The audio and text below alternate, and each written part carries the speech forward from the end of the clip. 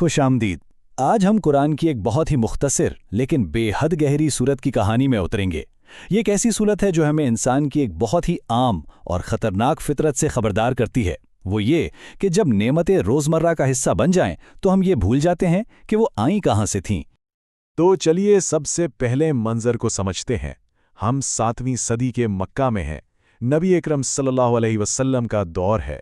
ये शहर उस वक्त तिजारत, दौलत और ताकत का एक बड़ा मरकज़ बन रहा था, लेकिन इसकी बुनियादों में तकब्बुर की दरारें साफ नजर आ रही थीं। शहर पर कुरैश के ताकतवर कबीले का राज था। ये लोग दौलत और मर्तबे में इस कदर डूबे हुए थे कि उन्होंने नबी और उनके पैगाम का खुलेआम मजाक उड़ाना शुरू कर दिया। उनका एतराज़ क्या था? यही कि अगर खुदा को किसी को नबी चुनना ही था तो उसने बनु हाशिम के इस गरीब आदमी को क्यों चुना? कुरैश में से किसी अमीर सरदार को भी तो चुन सकता था।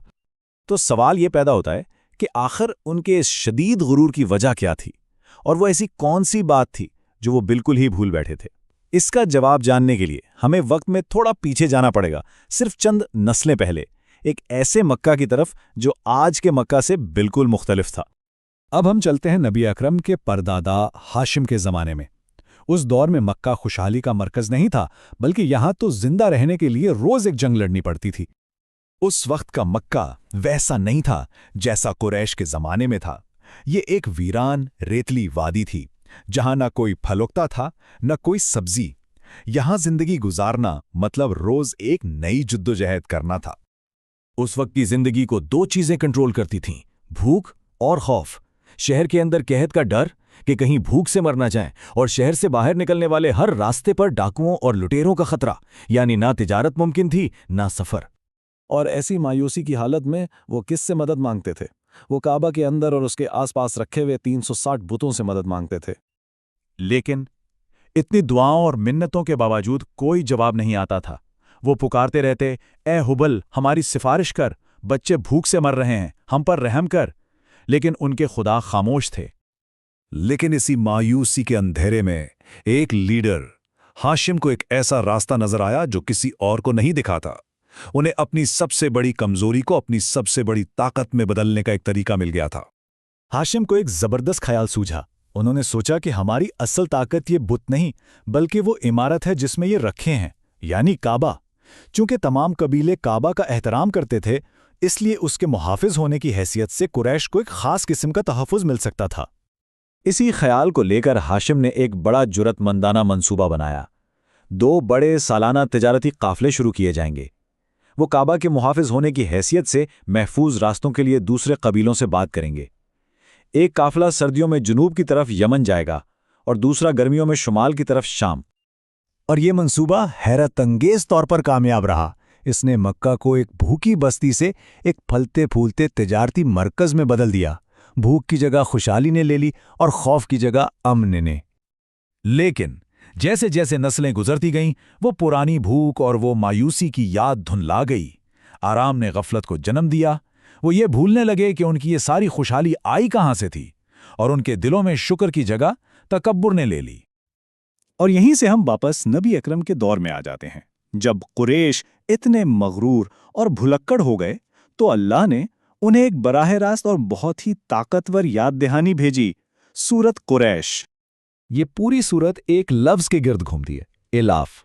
ये एक अरबी लफ्ज़ है जिसका मतलब है मानूसियत, आराम, या किसी चीज़ का इतना आदी हो जाना कि वो आम सी लगने लगे। कुरैश अपनी तिजारत, अपनी हिफाजत और अपनी दौलत के इतने आदी हो चुके थे कि वो इसे अपना हक समझने लगे थे। ये उनका मामूल बन चुका था। तो अल्लाह का पैगाम सीधा उनकी तारीख से जुड़ा हुआ है। अल्लाह ताला फरमाते हैं, कुरैश की मानूसियत की खातिर उन्हें चाहिए कि वो इस घर यानी काबा के रब की इबादत करें, और फिर फ़ौरन याद दिलाते हैं कि वो रब कौन है, वो जिसने उन्हें भूख में खाना खिलाया और खौफ से अमन बख्शा। ये एक वाज़े याद दहानी थी कि तुम्हारा ये आराम तुम्हारी अपनी चालाकी का नतीजा नहीं, बल्कि ये उसी खुदा की देन है जिसे तुम नज़रअंदाज कर चुके हो। यहाँ एक और बहुत अहम नुक्ता है, सूरत का लहजा। अल्लाह कुरैश से बराह रास्त तुम कहकर बात नहीं कर रहे हैं। सूरत को तीसरे शख्स में बयान किया गया है, जिससे एक तरह की नाराज़गी का इजहार होता है। जैसे अल्लाह नबी से कह रहे हों, इनसे कहो कि याद करें। गोया वो इतने दूर जा चुके हैं कि अब बराह रास्त खिताब के भी लायक नहीं रहे। तो ये थी कुरैश की कहानी, लेकिन इसकी असल ताकत ये है कि 1400 साल पुराना ये पैगाम आज हमारी जिंदगियों के लिए कैसे एक आईने का काम करता है। कुरैश की कहानी एक ऐसी वार्निंग है जो कभी पुरानी नहीं हो सकती। अपनी नेमतों को मामूली मत समझो। ये हमें एक लम्हे के लिए रुककर इन तमाम चीज़ों का जायज़ा लेने पर मजबूर करती है जिनके हम आदी हो चुके हैं, यानी हमारा अपना ज़ाती इलाफ। और ये सूरत बताती है कि जब नेमतें मामूल बन जाती हैं तो शुक्रगुजारी ख़त्म हो जाती है। हम एक मुस्तहकम घर की हिफाजत, बच्चों के लिए तालीम, एक मुस्तकिल आमदनी और जंग के ख़तरात से पाक मुल्क में रहने जैसी चीज़ों के इतने आदी हो जाते हैं कि हम उन्हें देखना ही छोड़ देते हैं। वो पसे मंज़र का शोर बन जाती हैं।